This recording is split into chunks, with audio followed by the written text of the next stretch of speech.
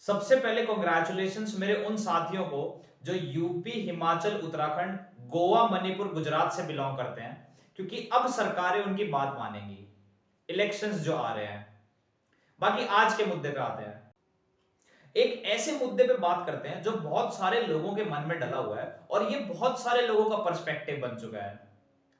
देखिए, कुछ लोगों को ऐसा लगता है कि जो सुप्रीम कोर्ट है वो मोदी गवर्नमेंट की जेब में है, लेकिन ऐसा नहीं है। मैं आज आप लोगों को कुछ फैक्ट्स प्रोवाइड करूंगा जिससे आपको ये क्लियर होगा कि सुप्रीम कोर्ट अलग ही एक अपने आप में बेहतरीन बॉडी है और उसकी जो वर्किंग है वो बिल्कुल भी बायस्ड नहीं है, ना ही करप्ट है।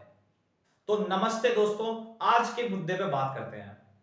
मुद्दे को शुरू करने से पहले सबसे पहले आपको कुछ इतिहास के बारे में पता होना चाहिए।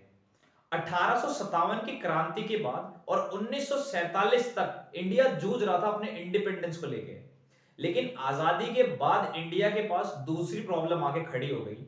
वो थी लोगों को कैसे डेवलपमेंट के रास्ते तक पहुंचाया जाए और लोगों को गरीबी, भेदभाव और सोशल इनइक्वालिटीज जैसी चीजों से कैसे बचाया जाए। लोगों का डेवलपमेंट करना अपने आप में एक बहुत बड़ी बात है। अब ये होगा कैसे? इस पूरे डेवलपमेंट के मुद्दे पे बहुत साल पहले से ही विचार चल रहे थे। 9 दिसंबर 1946 को कॉन्स्टिट्यूशन असेंबली की पहली मीटिंग थी और 26 नवंबर 1949 को इसकी लास्ट मीटिंग के अंदर कॉन्स्टिट्यूशन को अपना लिया गया। देखिए दोस्तों, इंडिया का जो कॉन्स्टिट्यूशन है यानी कि जो संविधान है वो पूरे विश्व में बहुत ही ज्यादा लोकप्रिय है। करीबन 72 साल हो चुके हैं और आज भी हम इस संविधान को फॉलो कर रहे हैं। तो ये अपने आप में बहुत बड़ी बात है।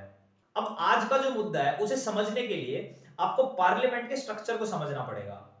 पार्लियामेंट के अंदर तीन चीजें हैं: legislature, judiciary and executive. Legislatures के अंदर वो लोग आते हैं जो बिल बनाते हैं। जुडिशियरी के अंदर वो लोग आते हैं जो बिल को रिवाइज करते हैं, रिवोक करते हैं या रिव्यू करते हैं। एग्जीक्यूटिव के अंदर वो लोग आते हैं जो बिल को एग्जीक्यूट करते हैं। यहां पे एक चीज देखने वाली है, बहुत सारे लोगों को ऐसा लगता है कि एग्जीक्यूटिव का मतलब प्रेसिडेंट होता है, लेकिन ऐसा बिल्कुल नहीं है। एग्जीक्यूटिव का मतलब काउंसिल ऑफ मिनिस्टर्स और प्रेसिडेंट दोनों मिलके होता है। अब आजकल फेक न्यूज का जमाना चल रहा है और फेक न्यूज के जरिए बहुत सारे लोगों को बहकाया भी जाता है।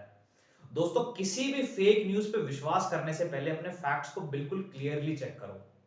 तो आज के मुद्दे की चर्चा करते हैं। मैं आप लोगों को कुछ फैक्ट्स बताऊंगा जिससे आपका ये जो पॉइंट ऑफ व्यू है ये चेंज होगा। देखो, सुप्रीम कोर्ट ने बहुत सारे फैसले लिए हैं, लेकिन कुछ फैसले ऐसे हैं जो ऐतिहासिक है। ध्यान से सुनना। पहला, मार्च 2020 में मोदी गवर्नमेंट ने अनप्लान्ड लॉकडाउन लगाया। उसके बाद सुप्रीम कोर्ट ने बोला सरकार को कि ऐसे प्रावधान लेके आए जाए जिससे लोगों को तकलीफ ना हो। दूसरा, जब मोदी गवर्नमेंट ने ये बोला कि वैक्सीन के जो प्राइसेस है वो प्राइवेट कंपनीज तय करेगी, तो सुप्रीम कोर्ट ने बोला ऐसा नहीं हो सकता। ये सरकार की पावर है कि वो लोगों तक वैक्सीन अफोर्डेबल रेट्स तक पहुंचाए। तीसरा, जब हमारा देश इतनी बड़ी महामारी से जूझ रहा था और बहुत सारे परिवारों को बहुत सारी तकलीफों के साथ गुजरना पड़ रहा था, तो सुप्रीम कोर्ट ही एक ऐसी एपेक्स बॉडी थी जिसने सरकारों को यह बोला था कि आप लोगों को कुछ फाइनेंशियल हेल्प करनी चाहिए उन लोगों की जिनको कोरोना में प्रॉब्लम हुई है। इसके साथ साथ सुप्रीम कोर्ट ने यह भी बोला कि सिर्फ फाइनेंशियल हेल्प से कुछ नहीं होगा। अगर किसी फैमिली में चिल्ड्रन है तो उनका पूरा एजुकेशन का खर्चा सरकारें उठाएं। इसके साथ साथ माल न्यूट्रिशन और पोवर्टी जैसी चीजों से भी उन्हें बचाएं। चौथा, हाल ही में गवर्नमेंट ने एक एफिडेविट लगाया जिसमें उसने ये बोला कि सरकार को बहुत ज्यादा तकलीफ होती है कॉम्प्रिहेंसिव पॉलिसी बनाने के लिए उन लोगों के लिए जो हंगर और बहुत ज्यादा जरूरतमंद है। लेकिन सुप्रीम कोर्ट ने गुस्से में आके इस एफिडेविट को रिजेक्ट किया और उसने बोला ये सरकार की ही जिम्मेदारी है कि लोगों को सुरक्षा देना और लोगों की डेवलपमेंट करना। ऐसी ही बहुत सारी चीजें हैं जिसमें सुप्रीम कोर्ट ने आगे आके फैसले लिए हैं और बहुत सारे लोगों को जस्टिस मिला है। देखिए दोस्तों, एक बात नोट करने वाली है, अगर लोकतंत्र में सुप्रीम कोर्ट जैसी बॉडी नहीं होगी तो शायद ही इंडिया की डिक्शनरी में जस्टिस नाम का शब्द रहे।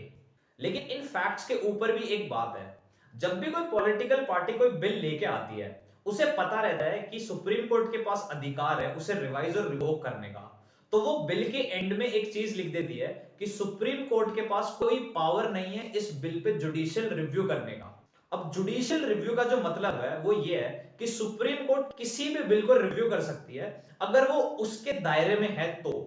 लेकिन सरकारों को पता होता है कि सुप्रीम कोर्ट उनके बिल्स में बाधा डालेगा, इसीलिए वो बिल में नोट कर देते हैं कि जुडिशियल रिव्यू इस बिल में नहीं लगेगा। तो सरकारें अपने अपने तरीके से काम करती हैं, लेकिन सुप्रीम कोर्ट कभी भी गलत नहीं है। देखिए दोस्तों, 370 का हटना और जम्मू एंड कश्मीर का बाइफरकेशन अभी भी सुप्रीम कोर्ट में पेंडिंग है, यानी कि अभी भी फैसला नहीं आया है कि ये सही है या गलत है। इसके साथ साथ लखीमपुर खेरी इंसिडेंट में जो भी होमिसाइड के केस हमको देखने को मिले उसका भी केस पेंडिंग है कोर्ट्स में। यानी कि एक जो जस्टिस दिलाने का तरीका है वो सिर्फ और सिर्फ कोर्ट्स है। सरकारें तो सिर्फ अपने फायदे के लिए काम करती हैं। अगर सुप्रीम कोर्ट ना होती तो लोकतंत्र ना होता। तो देखिए दोस्तों, कॉन्स्टिट्यूशन में भी ये लिखा हुआ है कि जुडिशियरी किसी भी बिल को रिव्यू कर सकती है। तो जो ये जुडिशियल वॉचफुलनेस है, यानी कि किसी भी बिल को देखना, वो बहुत ही ज्यादा अच्छा साइन है हेल्दी डेमोक्रेसी का। आपके जो भी विचार है वो जरूर कमेंट करके बताएं। धन्यवाद।